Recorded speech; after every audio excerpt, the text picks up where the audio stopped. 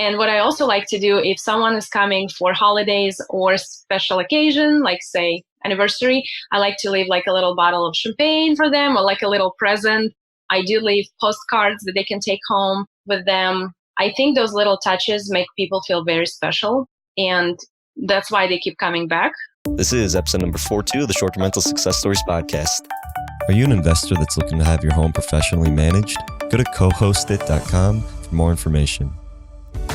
Welcome back to Short-Term Rental Success Stories. I'm your host, Julian Sage. This is a show where I talk to hosts about their journeys in starting and growing their short-term rental business. My goal is that you'll be able to walk away with practical information that'll help you become a better host and learn how to scale your business. Like any exceptional host, we all strive for 5-star reviews, so please go on over to iTunes and let us know what you enjoy, as it really helps support the show. If you haven't done so already, go on over to our Facebook group, The Host Nation, to connect with the community. Hey, what is going on, Host Nation? I'm super excited to be back again with you this new year, 2020. That is so crazy. Happy New Year to everybody. I'm still actually in Colombia at the time of this recording. I'm actually going to be in San Andres. I spent about a week in Bogota, but now I'm going to be going to a smaller island that feels a little bit more like home. You know, being a Florida boy, going to the island is going to be super nice. But I wanted to say that this new year, it's going to be a really big one. Now, I know this past year, a lot's happened from starting entrepreneurship again and getting into the Airbnb space and starting the podcast, starting a second podcast, Vacation Rental Machine with John Bell, creating a property management business, and then actually getting my listing up and running and paying for my mortgage. This has just been such an exciting year, and I'm super excited for 2020 because we have some really big things that we have planned. So if you are subscribed to the show notes at shorttermsage.com/show notes, then you probably saw my email where I was talking about some of the stuff that we're going to be doing moving forward in 2020. Now, I've got some really big goals and some really awesome plans. And just the amount of feedback that I get from the community is just so awesome and encouraging. Seeing the reviews and seeing you guys replying to these emails really makes my day. So thank you to everybody that is doing that, and continue to, just comment in the Facebook group, the Host Nation Facebook group, and keep me posted because I love reading every single comment, and I do try to see every single message that is posted. But unfortunately, I'm not able to comment on every single one just because I do have a lot going on. But there's a lot of stuff that I do want to be able to provide to be able to answer those questions that I do see coming up over and over again. 2020 is going to be a year where we're going to be providing even more value. So if you've been having a lot of value from the success stories and Vacation Rental Machine, which I know you have because a lot of people have been commenting about that, but I want to provide even more value. And John and I have been working on some really exciting stuff that we plan on releasing. Probably within the next couple months, we will start really start pushing this stuff out there. But I'm super excited. Just stay tuned. There's going to be more awesome stuff coming, and there's going to be some really cool stuff coming with Cohostit. For those of you that don't already know, Cohostit's our management company, and we're also doing turnkey arbitrage properties. So super exciting. 2020 is going to be the year that we take over the world, guys. Thank you so much. And let's just jump into this episode. And in this episode, I have the special honor of speaking with Irina Roth. Irina is a real estate agent who specializes in vacation rentals in the St. Pete, Florida area, and also manages a portfolio of 13 short-term rentals. Irina's been managing short-term rentals for the past 5 years, and she really is the whole package, from finding the property to staging and designing all the way to management. She really is an investor's dream person because she does everything. Irina's found her niche, and there's a lot of insightful information that you can take away from trying to build your own co-hosting business. Irina talks about how she got into the short-term rental business and scaled to 13 properties, her experience specializing as a vacation rental real estate agent, and how she manages her properties. So if you like my show notes for this episode, go to shorttermsage.com/STR42, or if you like my show notes sent directly to your inbox every week, then go to shorttermsage.com/show notes. With all that being said, on to this week's conversation. Hey, welcome back, Host Nation, to another episode of Short-Term Rental Success Stories. In this episode, I have the special honor of speaking with Irina Roth. Irina, would you please introduce yourself, let the Host Nation know who you are and what inspired you to get into short-term rentals? Yes, hi. Thank you so much for having me. My name is Irina, and I'm originally from Russia, moved to the States about 13 years ago, and kind of jumped into real estate business. I am a licensed realtor here in Pinellas County in Florida, and I manage 13 properties. So I think my mom inspired me to be in this business because she was a realtor herself, and she was the first one to open short-term rental business in the city where I'm from. I kind of got inspired by it, and I saw I have so much passion for it, and I saw her passion and how she does things, and I really, really liked it. So sure enough, when I moved to Florida, I realized that we're in the perfect location to do this business, and we have the beautiful beach and attractions and everything, kind of a recipe for success. So I I think I would give it to my mom for inspiring me. That's for sure. So your mom was operating short-term rentals, vacation rentals in Russia? Yes, she was. Wow. How many was she managing at that? She was kind of a co-host on most of them, but she also had a bunch of her own properties. I think at one time she probably had about 20 of them. And it was all in downtown Krasnoyarsk, which is where I'm from. So it was mostly done for business people that go on business trips, and kind of for that reason, because we really don't have much going on in Siberia. So we had a lot of business trips to accommodate, and she was great at it. So that is so interesting. So your mom was operating these short-term rentals in Siberia to business travelers, and she was doing this full time. Yes, she was doing it full time. She was also at some point, like I said, a real estate agent, and she kind of got into that business, and it just kind of helped her. She was doing it full time. She built her business, and she probably had it for about 20 years altogether. And then she decided to move here to be with me. So about 5 years ago, she kind of passed that business to somebody else, sold it, and moved back here. Wow. So you've grown up around vacation rentals and this atmosphere, and it sounds like real estate's really just been with you for your whole life. How was that coming to the United States and then in St. Pete, and then getting your license, and then starting to follow the family tradition and pick up vacation rentals as well? Well, it wasn't easy, but I definitely enjoyed the process. And about 5 years ago, I actually started doing it full time. I got my real estate license, which was pretty good. It wasn't that difficult. I started selling real estate kind of right away, and in the meantime, I was just trying to figure out how to become a co-host or how to take on more properties. And so, for example, 5 years ago, we only had two of our family properties on the beach in Treasure Island, and then we got another one, and we bought another one actually. And then all of a sudden, people started coming to me and asking, "Hey, we would like to try this Airbnb business. That sounds like a good idea." And I said, "Sure." And they said, "We don't know anyone who knows it better than you. So can you help us?" And I said, "Absolutely." So last year I had one client of my own. And then this May, I actually got just a bunch of clients sent to me by referrals, word of mouth. And right now we have 13 properties. It is absolutely amazing, and I just love every second of it. It is so much fun. So you got your real estate agent. You purchased this property because you wanted to short term rent it, and then it just kind of grew organically. People saw that you were operating, and they said, "Hey, can you help me out?" And for quite a few years, you only had one client. So Mhm. it was your property, your one client. But then this past year, it just blew up. Absolutely, I did. I had to open my own company. I'm like, okay, we need to make it official. So yeah, and I mean, it's great because people have so much trust in me, and I really, really appreciate it. And they keep referring their family and friends. And this is actually how I got a few of my first clients. They were traveling to purchase a property in Florida. They're from Canada. I think originally they speak Ukrainian and Russian. So we kind of, vibed because of that. So they came to Florida. They were looking to buy. Naturally, I helped them buy, and I told them exactly which type of property they need, how much money they can make. We closed on the deal, and they said, "Just take it because we know you can take it from here, and you can make profit for us." So I said, "Sure thing." And then it just kind of started happening more and more. And I have a bunch of Russian clients, so that kind of helps because I speak Russian, and they can, they don't have to speak English or worry about translating. So I don't know. It just kind of organically grew.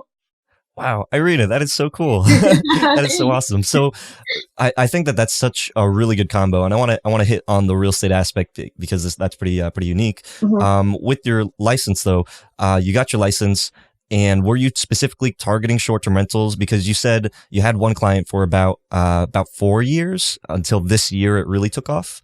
So at that time, were you just trying a bunch of different things, or were you trying to do more residential and then you switched to vacation? How was that progression?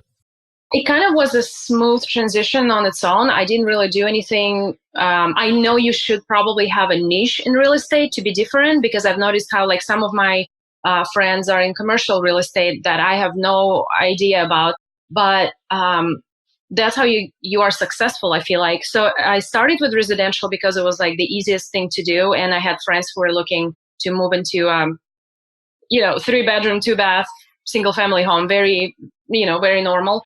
And then all of a sudden, I started getting those investors, especially because I speak Russian. It kind of helped with my Russian investors as well. And they all started telling me, we just want to buy a second home in Florida. It's a perfect place. I said, okay. And it just kind of transitioned into that niche that I now have. And on top of it, my fellow real estate agents actually refer their clients to me. So they go ahead and they help them purchase the property. So it's not like it's my deal. However, from there, I can take on the management and I can actually help them set it up the way it's supposed to be. So they kind of just say, okay, here's my client. We know you'll take care of them. Go ahead. So that's really nice because it's the same people referring people over and over, which is Irina, that's so cool. I That's love awesome. it. So how did you, because that's like a double niche, being Russian and short-term rentals. But I think is really cool is that you had other people referring you business. How are you able to set yourself as being the person that even other real estate agents would be sending their clients to, so you could run the numbers? How did you position yourself into that place? I didn't really advertise it in any way. But I did kind of a little bit because I would just post my new listings on, Facebook, Instagram. And I just kind of noticed they started reaching out to me and saying, oh, we didn't know you specialize in that. Well, this is good to know. This is good to know. And I just started meeting a bunch of different real estate agents and they all asked for coffee meetings. And I said, sure, absolutely. And I think what they struggled with, because we live in such a area, I wouldn't say it's like a tourist area, but we do have a lot of visitors and we have so many people buying second homes or vacation homes that they kind of ran into this problem where they would have a client, say from Canada, visiting, kind of trying to see what they can buy here and know what type of vacation rental they can get for them that can actually make them money. So they ran into this issue and they would just naturally reach out to me and ask just kind of for some tips and advice on what type of property they should be even looking at. And I would just kind of guide them where they should go. Because at first they would start buying those huge, beautiful homes that you cannot really rent on Airbnb. You can, but you cannot make that much money and it just wouldn't be profitable. And I would tell them, don't do that. How about you just put your money into this? And they said, thank you so much, because it makes us look so much better that we know what we're talking about. So, that's why I say you have to have a niche, because otherwise you have to refer people out. But my fellow agents, they're good at other things that I don't usually, kind of take, like say short sales or foreclosures. I don't usually work with those. And so that's good. So I can kind of go to them for that. And then they can send their clients to me. I feel like it's a good dynamic. So having, it is important, and I want to hit on this, that being able to identify short-term rental property versus just a traditional property, there is a big difference, and that's why there's people that are specifically, targeting this niche. What makes a good short-term rental property versus a bad short-term rental property? Let's just say in your market. Yeah, I mean, I can talk about it a lot, so I'll try to summarize it. Basically, first thing you need to look at is the zoning, because Pinellas County can be very different. It really depends on the town you're in. Some properties in St. Pete, you may be able to rent short term. Some of them are only, say, 6 months minimum, and that's not how you're gonna, make any money. So I would say the best types of properties would be in a close location to the beach, because that's very important. I've noticed that a lot of guests search for that. They want to be close to the beach or say 5 minutes away. So that would be zoning first, location, and I would say just run your numbers really, because you don't want to be investing so much money into this big, beautiful property and only be able to rent it on weekends. We do manage different types of properties. We have single family homes with pools, beautiful, great for families. And then we have little studios on the beach that are 90% occupancy rate. You see, because those get 2 to 3 days at a time, it constantly stays booked. You get crazy amount of people in and out. The property is immaculate because we come in and clean between, each guest. So it's always like it's a quick turnaround, and the owners make pretty good money on those. And then they only invested, say, $150,000 just to buy that property versus a nice, beautiful home that costs, say, $450,000. So you're already putting more money into it, plus your bills and, all of those things to maintain it. And they only rent it on the weekends. But when they rent it on the weekends, it's not a bad thing because, yes, it's sitting empty. However, on those weekends, you could charge way more money. It's going to be 2 to 3 families traveling. So that's a totally different type of property. And you need to understand that.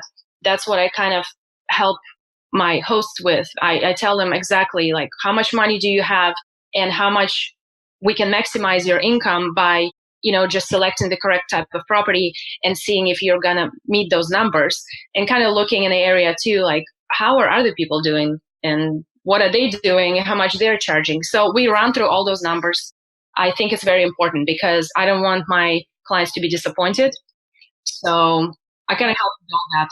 And how do you come up with those numbers? Are you using any tools? Are you using comparables? What's your process for finding those? So I know some people use, I don't know if I'm allowed to say the names of those companies, but I think it's AirDNA or something like that, where they kind of compound everything together.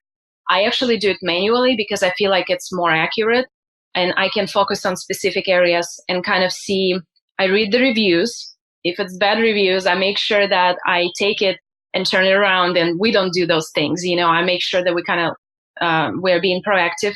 So I look at a lot of different factors, and then I see how much they charge for a high season. I kind of go in and look through their listings, just doing those things. And it does take a little bit of time, but when it comes to my clients' money, I can't just be, promising you're going to make so much money. And in fact, it's not how it's going to be. So, I don't mind spending a few hours researching. And now I kind of know off the top of my head how much you can charge, but I always try to be very specific.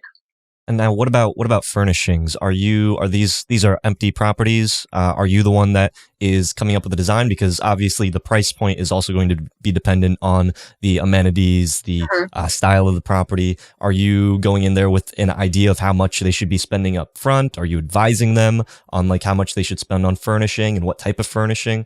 So how do you come up with those numbers? That's a good question. I'm glad that you asked, because some properties come already furnished and turnkey.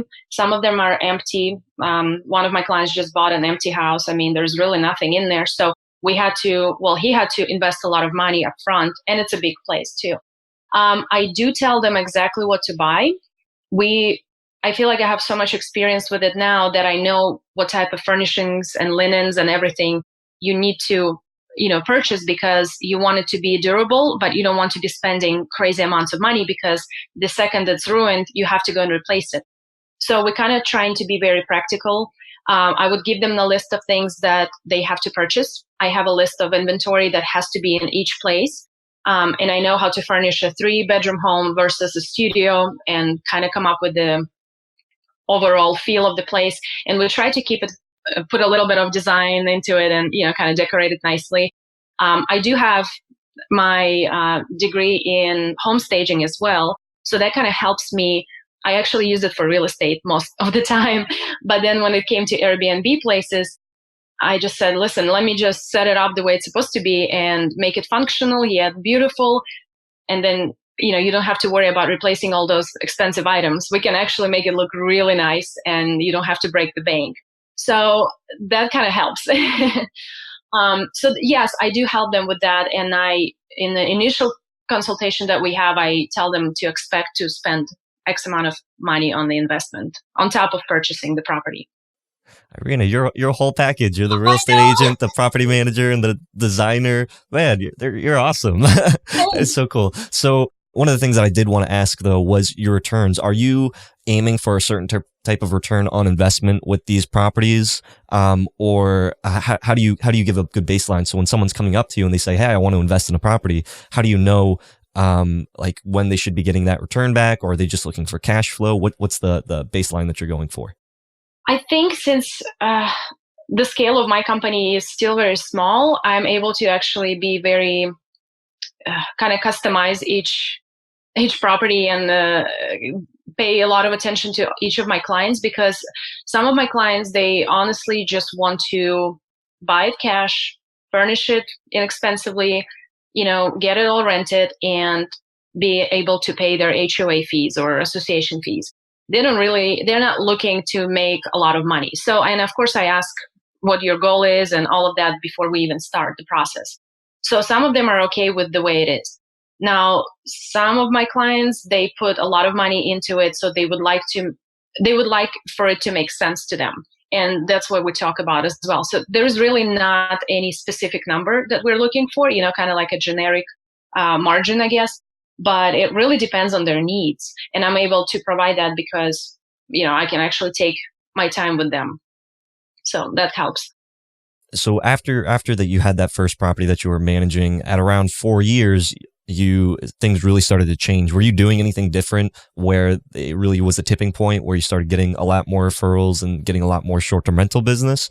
What was that change? Very good question. I honestly don't know how it happened, but I think what helped, I think I mentioned it earlier, would be maybe social media. Like I said, I didn't pay for any advertising or anything, but just the word of mouth and maybe being exposed to so many real estate agents and to so many clients, that kind of helped get the ball rolling. And I do have a lot of investor clients that, I kind of keep in my phone. So this way, if anything comes up, I can say, hey, there's a property coming up for sale, would be perfect for Airbnb. And I think that just kind of how it goes. I didn't do anything special. However, I think that, that exposure helped. And here we are. So how do you go about finding those types of investor clients that would be interested in short-term rentals?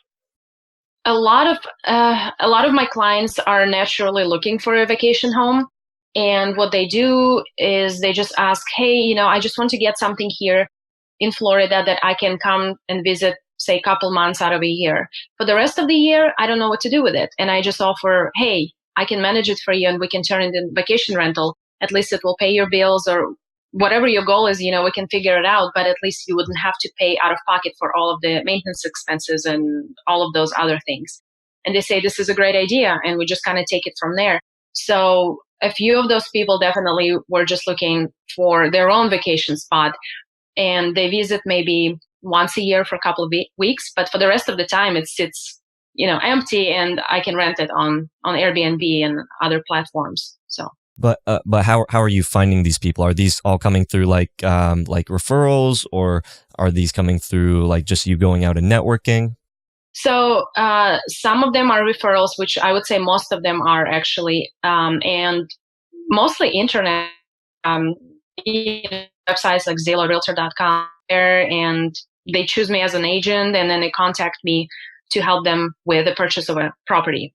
So you're using tools like Zillow to be able to find clients? Well, they actually find me.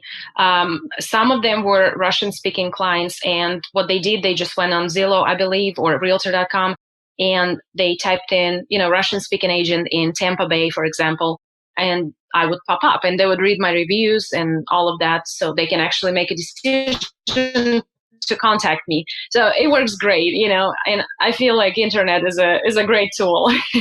So you don't even have to do like door knocking or anything. You have everybody that's coming and finding you, and then they pay you to find the property, and then they also pay you to manage the property and stage it and everything. That sounds right.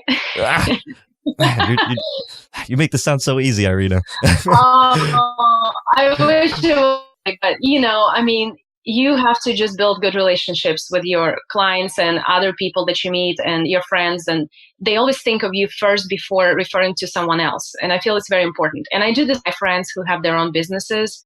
I feel like that's how you support each other. You can't just, you have to do that. And going off of that, what has been the most challenging part of starting your short-term rental business? Very good question. Honestly, I guess to me it was, I didn't know how to manage so many clients or how to organize the whole business, because I mean, it's a little bit different than being in Russia, and but luckily nowadays you have so many tools that you can use and property management programs and everything is on your phone. I think I was afraid that I wouldn't be able to, you know, manage it correctly or find the clients, but it was a very smooth transition because it didn't happen all at once. So I think that really helped. And of course, having my mom's, input on things, she kind of helps me with some tips and tricks. So that really helped, I think. And what about scaling this business? Because you went from having essentially like what, two or three properties to now in as short as a year you have 10 or you have 13 properties total, and you're about to take on five more. Yes. How is that scaling been?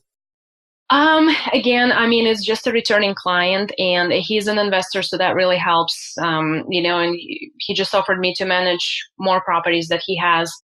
I think now I will just have to hire more people and kind of have someone else to help with reservations and those sort of things. And I think it's just going to go up from there as well. So we just have to make sure that we keep the quality that we're providing to our clients.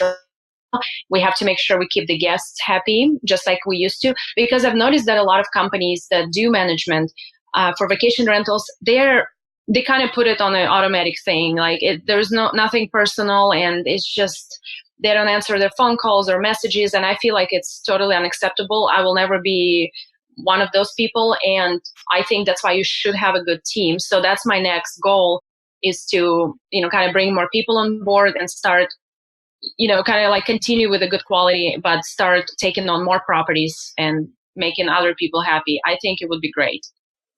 You said you had one investor client. Is this one investor client the one that gave you the 10 properties for you to manage? No, so these are all different people. Each property is, each their own owner. Now this investor I'm only managing one right now for him. And then he has a bunch more, and he has an ability to bring in more properties if it would make financial sense to him, which I think is great. And can you talk a little bit about the five properties that you're taking underway right now, and what your role is with the development of those? Yes. So those are not your typical properties. Those are little cabins that we have. They're on the lake in Pinellas County. It's very, very cool. Like they have that rustic feel, and they're fully furnished, and they look pretty cool. I love them. And the fact that you're on a lake kind of gives you that, like feel like you're in the woods, and you can like take your kayak or go paddle boarding there. It's like a one of a kind type of property, really. So I'm really excited about that. And I think we are starting on those this week. So we have to set it all up and get the ball rolling. But you said that those are already furnished, so you don't have to be a part of the design or anything like that. It's already turnkey. Yes, so they're turnkey. The only thing I think we need to do is get the linens, the correct, all of those, the little items. And we also like to have our kitchens fully equipped. So I have to make sure that the inventory is there so we can start the process. Now, with 10 different co-host clients, I mean, that's a lot of different types of people that you have to interact with. Are there any types of clients or any types of situations that you've learned since starting off that, 5 years now you've been dealing or working on this? Is there anything that you've learned from maybe first starting off to what you're doing now that maybe you wouldn't do?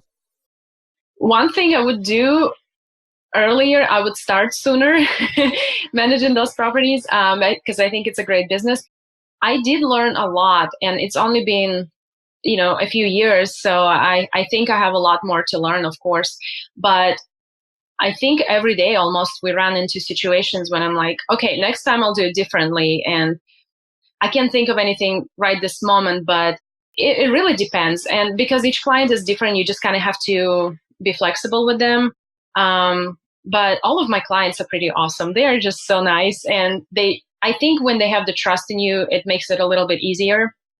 So they don't like get too controlling or, kind of suspicious of anything that we're doing. So I think I learn every day. I will tell you that. And especially with the guests that we host, now we kind of started being more, I don't know, selective, I would say. We don't just approve everyone. We're just kind of trying to take on quality guests, which makes our properties, kind of saves the condition of the property and maintains it. And I don't know, you kind of get less troubles, I guess, with those types of clients. So yeah, And that's. what are you doing to set these units apart? Are you the one that is also helping with? You said that you do some of the staging, but are you like advising clients to make corrections or to do different things? What are you making those units to be able to stand out? St. Pete, I imagine, is a pretty competitive market. Oh yeah, absolutely. And first things first, I think the most important thing for guests across the world would be cleanliness, which is huge. I know I wouldn't want to travel anywhere where it says the unit wasn't that clean. So we keep it absolutely immaculate because, I mean, this is the most important thing. You have a good team of cleaners. You check every time they clean your property. It's very important to maintain it this way. And then number two, I would say, I mean, nice decor is very important. Um, and we kind of try to think of everything ahead of time. We try to make it look like it's a home away from home. So I think that really helps. And what I also like to do, if someone is coming for holidays or special occasion, like say anniversary, I like to leave like a little bottle of champagne for them or like a little present. I do leave postcards that they can take home with them. One of my clients actually offered, it was her idea. She wanted to leave metal straws because that way we can save the planet, and we are by the beach. So we want to make sure there's, no plastic, and St. Pete is really strict about that. So she buys those metal straws for guests to take with them, which is really cool. I think those little touches make people feel very special, and that's why they keep coming back, which is very important. And, they refer their family and friends to us too. And they say, we stayed here last year. We want to come back. We loved it. That's what we want to hear. Cleanings, like you said, it's such an important part of the business. And you have, 13 properties, about to have 18. I mean, that's a lot of work. And you said 2 cleaners. Are these like full-time cleaners at this point? Are they just like working nonstop with you? Yeah. So my parents oversee the cleaning, part of the business, and they have, so it's 2 of them. And then they have a couple more cleaners that do specific types of properties. And you have to think about, like, if you have a single family home that's over 1,500 square feet, that's a lot of, room to clean. And they have to make sure that they have somebody there almost the entire day sometimes to make sure everything is the way it's supposed to be. And then for smaller properties, they can just do it themselves if they have to. So we definitely have to be able to delegate, but control the quality. And I think we've been doing a good job so far. So we'll just strive to be on the same level. Yeah. And you said that your parents are also involved in the business. Is there anything that they're doing to manage cleaners or to make sure? Because I mean, your mom she has 20 years experience. Has a lot of experience in the space. Are there things that she's doing or that you're doing with managing these types of properties that maybe other people aren't aware of or not doing that maybe they should be doing? I think the most important thing is the quality control. I know that my parents are very particular on who they hire to clean those types of properties, and they like to inspect every single cleaning. I know it may seem like a lot, but those inspections are very important. And I think it's important for my clients as well, because they know their property is always going to be in a good condition. I would say always inspect for cleanliness, always check your appliances, check your TV to make sure that the next guest who checks in, they don't have any issues with, oh, our TV is not working or the light bulb is out. You have to be very proactive and kind of think of those things the next person comes in. So they're on top of that. And I mean, I know it sounds like a lot of work, but I feel like it's very rewarding. And that's why if you look at our reviews, we have 4.9, I believe, is the lowest that we have. And it always says that it was sparkling clean. It's beautiful, and I feel like that's what drives our guests to book with us. With managing cleaners, I mean, that's always a hot topic with short-term rentals. With going to a property and making sure that it is done right, is it just because maybe we don't trust our cleaners enough for them to be able to maintain that standard? Or because after you've seen them perform a certain amount of times, and be able to clean a place and they have, good cleanliness, shouldn't they just be able to do it on their own? Or what's the reasoning behind having to verify every single cleaning? Well, sometimes it can get a little overwhelming when, especially I believe like on Sundays, we have the most amount of check-ins and checkouts. So yes, it's not going to be 90, I would say 95% of the time they would be coming in and checking on those cleaners. But of course you do train them specific ways. So at some point you don't have to control them. But I think they like to come out and just kind of check on the overall condition and make sure, like, there are some maintenance items that the cleaners are not supposed to be doing, obviously. So they just kind of, come in and take care of those as well. And it is a sensitive topic because to find those types of cleaners, it's not an easy task. A lot of people have their own, I guess, they think this is clean for them, but it may not be clean for, up to our standards. And what my parents do, why they take so much time training, is because a lot of people come from residential cleaning, which is totally different than Airbnb or short-term rental cleaning. And they may not understand it.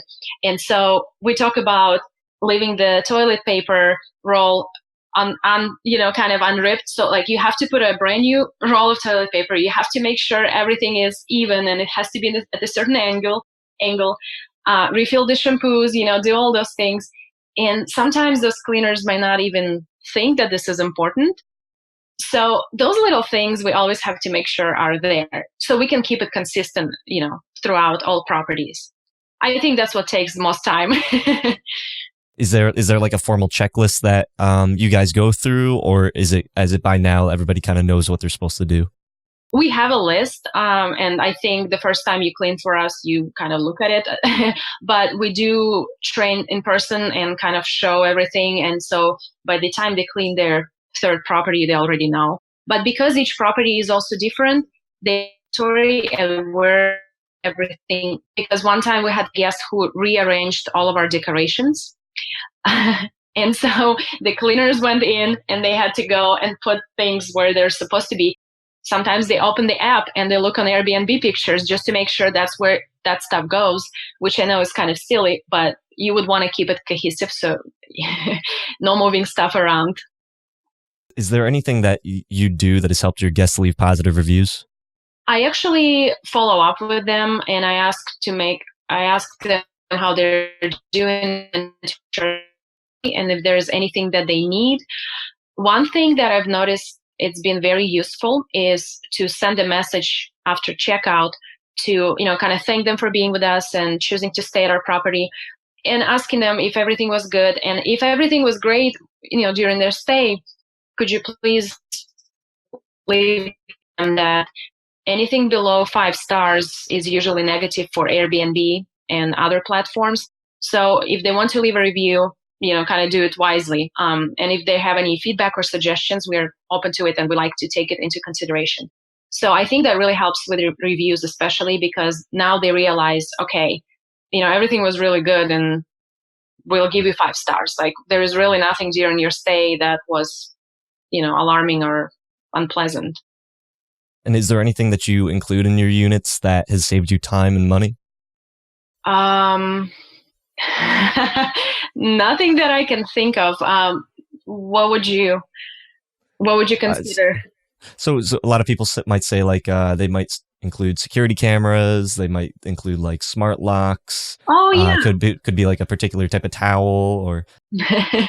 Yeah, actually, that's a good question. So, in terms of towels, we do put little. I think they're like washcloths, but they're color black because this way, when they take their makeup off, it doesn't stain the white towels that we usually offer. And we put like a little sign that says, for makeup only. And people love it because they don't have to worry about ruining any linens. So that's one thing we like. And sometimes we'll put a few notes here and there with instructions. It depends on the property. And of course, we use smart locks, which is super important because I remember back when I started, we had little lock boxes and everyone had to put a code in or you have to actually go give them a key. We don't do that anymore because guests can lose the keys and, it's just not convenient for anyone. Smart lock is the best. And some of my properties already have security cameras. which we honestly, luckily didn't have to use in terms of, kind of going back and looking at the footage. And I know you have to disclose those, so you have to be very, very careful. I think it's important to have them, but not everyone wants to put them up, and I respect it. So, but that definitely, those are good tools. I think they do save you lots of time and money, really, in the long run. And is there one house rule that you've started including that has saved you before? One house rule. I mean, keep the noise to a minimum between certain hours because neighbors will complain. Um, we have a lot of house rules now that I think about it. How many? Our instructions are pretty long with the rules and manual and everything. Um, a lot. And again, it depends on the property. Like we have a house with a pool that is, you got to be very careful with those types of homes, because if you're traveling with a child and the child goes outside, you have to make sure that you let the guests know to be kind of on top of that. They cannot just let their kids run around and, get in a bad situation. So those types of rules. And we also have just normal stuff with the dryer and washer. Like I just discovered you're not supposed to dry your towels that have sand on them, which is, we're right by the beach, but that sand actually makes the dryer leave little black marks on linens. We didn't know what it was before, but then I called the technician and he said, this is your beach towels that are being, kind of dried in the dryer. So I'm like, okay. We went ahead and put a sign up, of course, kind of let people know that, don't do that, because then you'll be charged for it and no one wants to do that.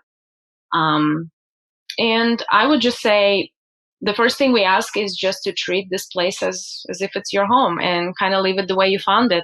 We don't make people wash their own linens or do the dishes, but we would respect if they would take the trash out at least. Kind of helps a little bit, because if we cannot be there on time to clean after them, we don't want the place to, smell bad or anything like that.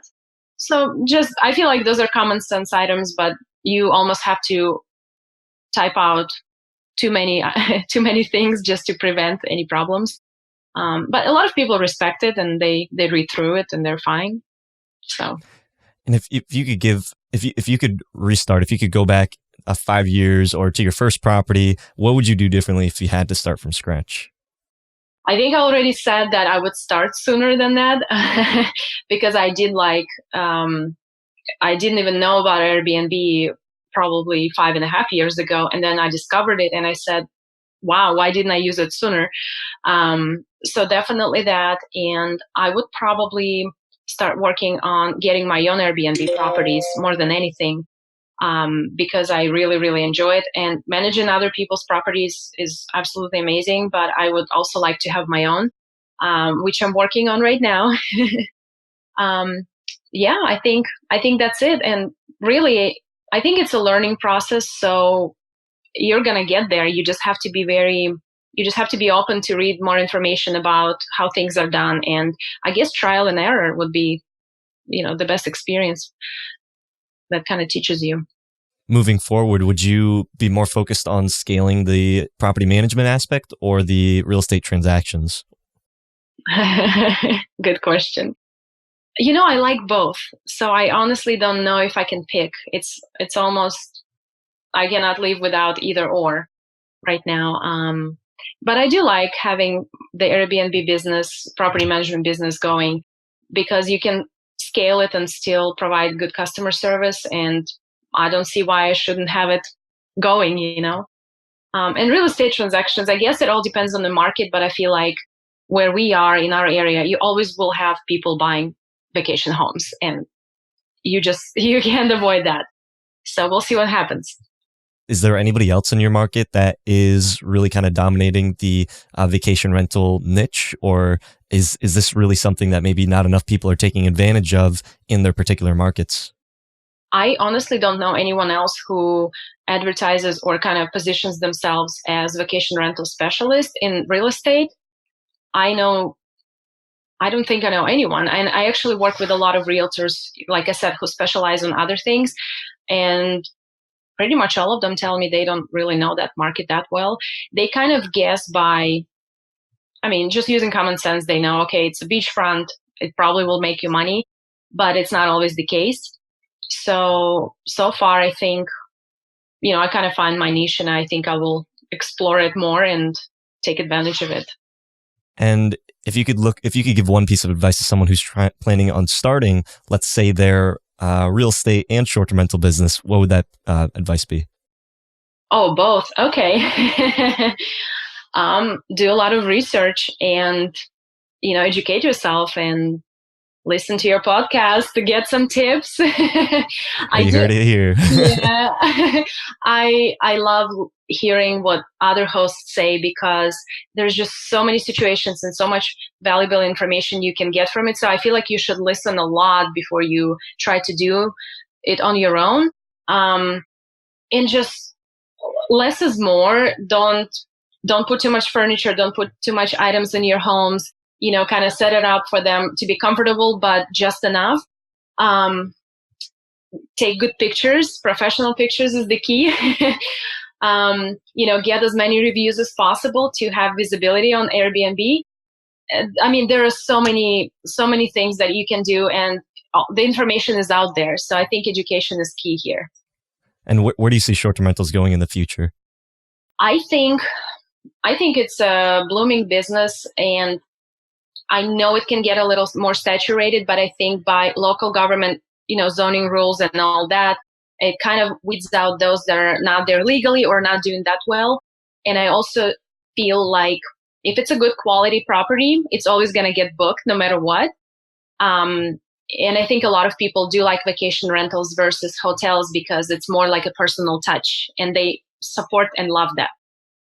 So I think we're going to do good. Awesome. And what's a question that you have maybe for a host that's in a similar position than you, or maybe the next step of where you'd like to be? If you could ask them a question, what would that be?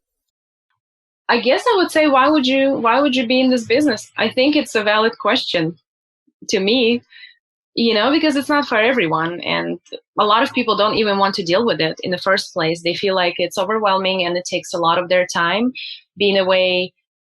Even to go on vacation, you constantly have to be on your phone, almost kind of keep an eye on it to make sure everyone is happy and there is no emergency or something is going on.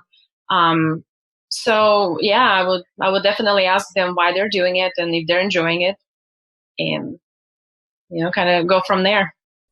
Awesome. Yeah, definitely finding out why you're doing this business. That is a good question to figure out. What's the benefit? Is it just because it's a good way to make cash, or is it because you enjoy the hospitality and you enjoy this business? But thank you so much, Irina, for taking the time out. With that, is there any way that anybody can reach you? What's a good way to be able to find you, Irina? You can find me. I am on Facebook, Irina Roth, in St. Petersburg, Florida. I have a page on Facebook, again, Irina Roth Realtor. And I have a website that's www.midzhomes.com. So it's spelled MIDZ, homes.com. And MIDZ is actually the name of my company. And it's just first initials of my husband and two of my kids. So I feel like it's a little, special to me. But yeah, you can find me online, and any questions, you can call me, email me. I'll be happy to help. Awesome. Well, thank you so much, Irina. And until next time, Host Nation, keep on hosting. Hope you hosts benefited from the show. If you found value, please go on over to iTunes, leave us a review, and let us know what you enjoy about the show. If you'd like to talk to hosts that have been featured in these episodes as well as the community, go on over to our Facebook group, The Host Nation.